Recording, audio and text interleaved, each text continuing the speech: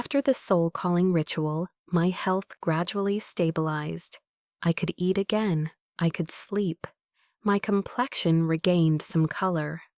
To outsiders, I looked like nothing more than a thin but otherwise normal child. Only my parents knew that from that night onward, I was no longer entirely the same. I began to hear very faint sounds whenever night fell. I couldn't tell whether they were wind, earth, or something deep underground, brushing against itself. The sounds didn't frighten me. Instead, they carried a strange sense of familiarity, like someone whispering to me in a language I had never learned, yet somehow understood. Everything truly changed when I was 12. That day, my parents were away. I was home alone. A light drizzle fell, and there was no electricity. Bored, I sat before the ancestral altar and lit a stick of incense for my grandfather. The incense smoke rose straight upward without dispersing. I stared at my grandfather's spirit tablet when I suddenly felt a faint pull in my chest, as if something were gently drawing me closer. I bent down. One of the old bricks beneath the altar was loose. I didn't remember ever noticing it before. The brick lifted easily, as if it had always been waiting for someone to open it. Beneath it was a small hollow. Inside lay a black wooden box. Its surface was old but unrotted. Strange symbols were carved into the lid, twisting like dragons, yet sharp and cold, nothing like ritual carvings. My hand trembled slightly as I opened it. Inside was an ancient book. The pages were dark yellow, thin as leaves. The edges were worn, yet the writing remained unnervingly sharp, as if it had been written not long ago. On the first page were 4 large characters, written in deep crimson ink, Dragon Slaying Manual. I didn't know why I could read it. I had never studied these ancient characters, yet the moment my eyes fell upon them, their meaning surfaced in my mind on its own. The next page bore a single line that made my heart pound. Those who learn this art will sever their allotted lifespan. I should have been afraid. I should have closed the book. But I couldn't. With every page I turned, vague images surfaced in my mind, dragon veins flowing beneath the earth, the gathering and dispersal of fate energy, invisible lines weaving through mountains and rivers. The book wasn't just text, it was a door opening something that had long been dormant within me. I don't know how long I read. Only when night fully fell and the rain stopped did I snap back to myself, realizing my fingers were bleeding. Blood seeped from my fingertips and soaked into the page. At that exact moment, the symbols on the paper began to glow. Not brightly, just a dim, ghostly light, like phosphorescence in the dark. I heard a very soft sigh behind me. At last, you've opened it. I turned around. There was no one there, only incense smoke, curling gently before the altar, and my grandfather's spirit tablet standing silently, as if gazing down at me. That evening, my father came home earlier than usual. The moment he stepped inside, he froze. "You opened it already?" His voice went hoarse. I nodded. He collapsed into a chair as though all strength had been drained from him. Covering his face for a long time, he finally spoke, his voice exhausted, almost despairing. "Your grandfather left that book behind." "So you could choose?" I asked. "What if I don't learn it?" My father fell silent. Then he answered very softly, "If you don't learn it, you won't live past 20 anyway." Far outside, thunder rolled, distant and low. I looked down at the book in my hands. From that moment on, I knew there was no turning back on the path ahead. My father didn't allow me to read the book right away. He locked it back into the wooden box, buried it beneath the altar again, and gave me only one warning. You're not old enough to understand the price, but there are things that, once seen, can never be unseen. From that day forward, I dreamed every night. No longer the chained dragon, but floating lines of text suspended in the void. Ancient characters, sharp as blades, piercing straight into my consciousness. I would wake in the middle of the night, heart racing. The entire structure of the western mountain range's dragon veins perfectly intact in my mind. Knowledge I had never learned, never been taught. 3 days later, I sought my father out myself. I've started to understand. He studied me for a long time. At last he sighed, took out the book, and placed it before me. If you've opened it, then listen carefully. He pointed to the book. This isn't one book. It's 3 books layered together. I froze. My father flipped open the first pages and pointed out tiny symbols along the margins, marks I hadn't noticed before. The first volume, he said, is the Earth Volume. Earth Volume, Human Feng Shui. It recorded methods of observing dragon veins, distinguishing yin and yang, and determining fortune and calamity for graves and dwellings. It was the kind of feng shui ordinary people studied. Yet in this book, everything was precise to a chilling degree. Learning the Earth Volume, my father said, costs lifespan, but slowly. 1 year of understanding trades for 1 year of life. I swallowed hard. My father turned the page. The second volume, the middle volume. Middle volume, the path of ghosts and spirits. The pages darkened. The writing grew bolder, its curves strange, painful to stare at for too long. The middle volume no longer spoke of land, but of what dwelled upon it. How to distinguish ghosts, spirits, evils, and monsters. How to borrow forces that do not belong to the human world. How to suppress, seal, guide, and exchange. My father lingered here for a long time. Learning the middle volume, he said softly. Each technique trades away a segment of fate. Not years, but crucial parts of one's life. I asked, and the last volume? My father didn't answer immediately. He flipped to the deepest part of the book. Those pages were pitch dark, as if scorched by fire. The characters were blood red. Merely looking at them made my chest ache. He whispered, the lower volume, dragon slaying. No feng shui, no ghosts or spirits. The lower volume recorded only one thing: how to sever dragon veins, how to locate the dragon root, how to force dragon energy into the open, how to exchange human fate for heavenly fate. At the bottom of the page, one sentence was circled in black ink. Those who slay dragons are not recorded by the heavenly Tao. A chill ran through my entire body. What does that mean? I asked. My father looked at me, pain filling his eyes. It means anyone who learns the lower volume, even if alive, no longer exists.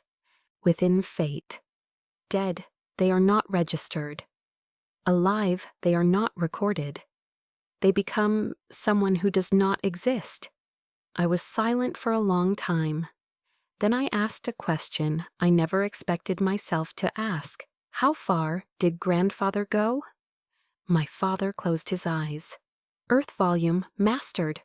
Middle volume, halfway. Lower volume. He opened his eyes. He only looked. But even looking was enough to kill him. The house fell into silence. Outside, wind rustled through the bamboo, like something grinding its teeth. I placed my hand on the book. In that moment, I understood clearly. If I didn't learn, I would die on schedule. If I did, I would die another way. but at least it would be my choice. I began studying the Earth volume that winter. My father wouldn't let me read much, only 3 pages a day, no more. He said reading too fast wasn't intelligence. It was because one's fate couldn't bear it. The first thing I learned was how to sense dragon veins through the breath of the earth. No compass, no measurements. Just stand still, place a hand on the ground, close your eyes, and listen. I did as instructed. The moment my palm touched the soil, a cold current surged up my arm and into my chest. It didn't hurt, but it was heavy, as if something inside me had been turned over. In my mind appeared the image of a faint current winding beneath the earth, like a colossal blood vessel running through the mountains. I opened my eyes and staggered back, heart pounding. My father stood behind me, his expression dark. "You saw it," I nodded. That night, one strand of my hair turned white. Just one, standing out starkly among the black. My mother noticed first. She stood before the mirror for a long time, trembling fingers touching that strand, then silently plucked it out and hid it in a handkerchief, as if by not seeing it, it wouldn't exist.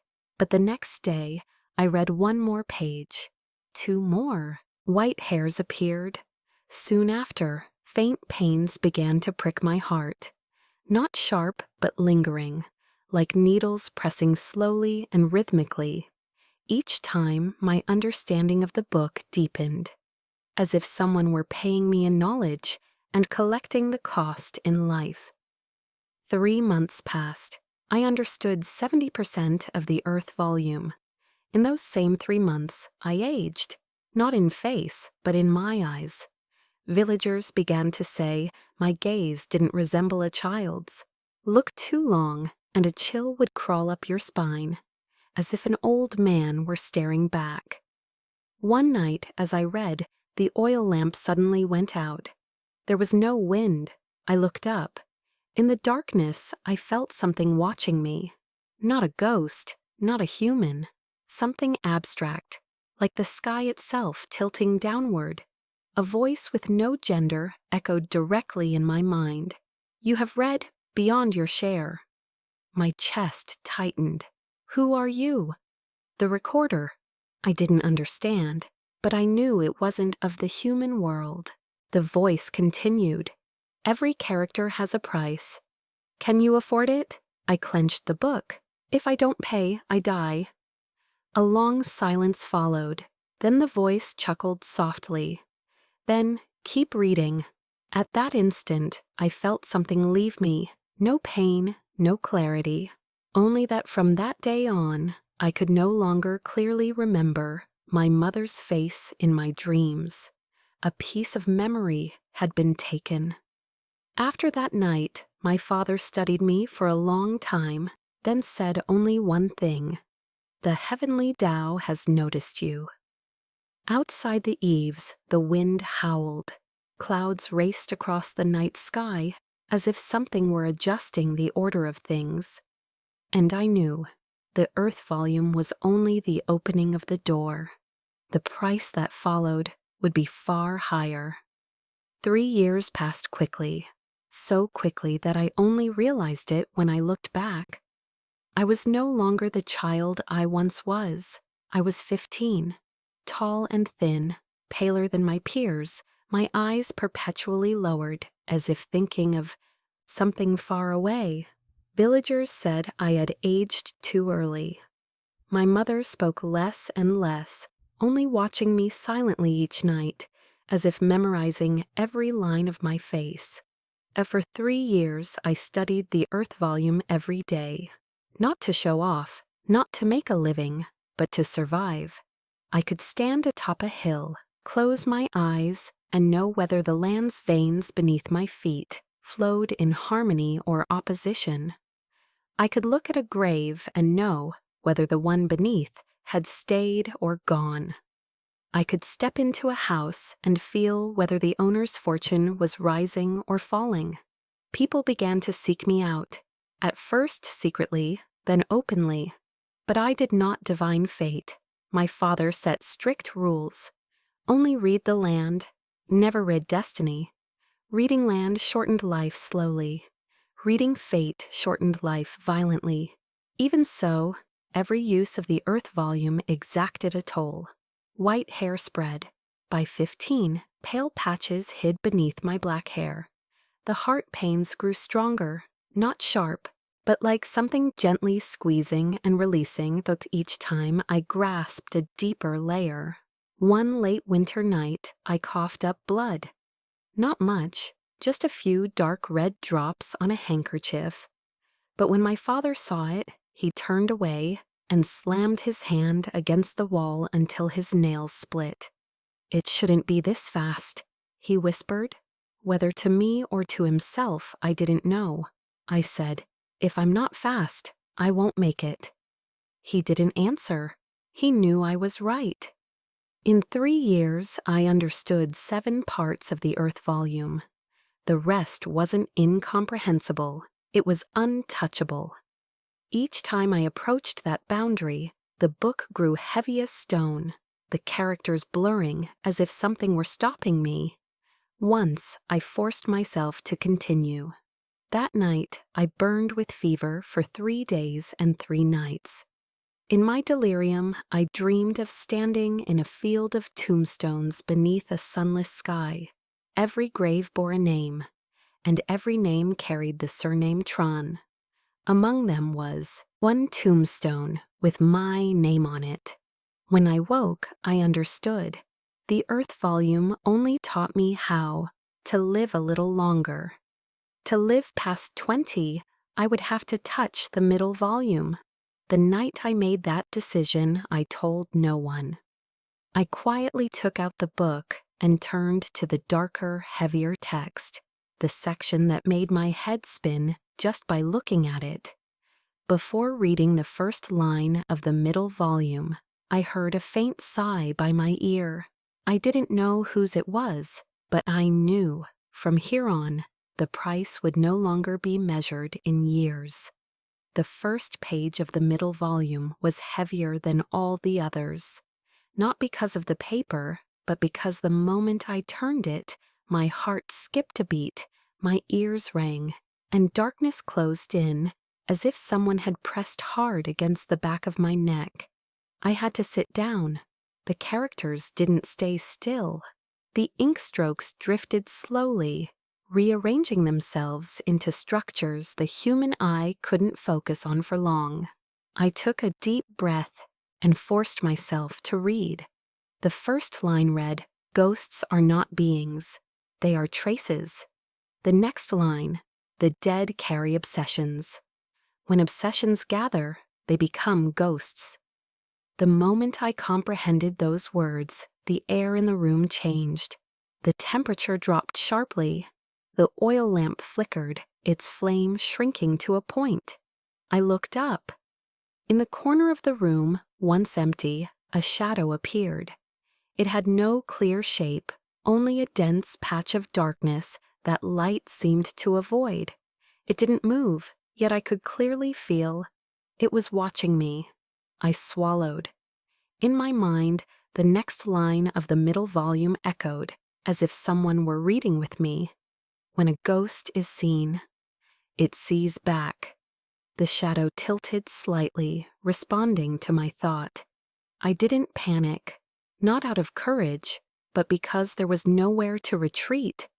I remembered my father's warning. Never speak to something unless you're sure it's human. But the middle volume taught the opposite. Lowering my voice, I asked, "Who are you?" The shadow didn't answer. Instead, an image flashed through my mind. A middle-aged man hanging from a banyan tree at the village entrance, his face twisted in despair. I jolted. "You died there?" The shadow quivered, not nodding but rippling like water. I understood. I read on. The middle volume stated clearly, "Ghosts do not speak with mouths. They speak with memories." When I reached that line, pain pierced straight through my skull. Another vision appeared, the man crushed by debt, his family shattered, no way out. My heart tightened. "You haven't left," I said softly, "because of obsession." The shadow trembled harder. I read another line. "To suppress a ghost, no talisman is needed. One need only point out the obsession." I stared directly at the shadow. "You didn't stay because you died. You stayed because you feared being forgotten." The shadow collapsed inward. In that instant, I felt part of my memory tear away. I didn't know which memory, only that something was gone forever. The shadow dissolved, no sound, no trace. The room returned to normal. I sat there, drenched in cold sweat. When my father came home, he took one look at me and understood. "You've stepped in." I nodded. "What did you lose?" I thought for a long time, then answered, eerily calm. "I can't clearly remember grandfather's face anymore." My father turned away. He didn't cry, but in the darkness I heard his breath trembling. That night, I understood something with absolute clarity. The middle volume doesn't take life immediately. It takes the person, piece by piece, memory by memory, emotion by emotion, until what remains is no longer entirely human.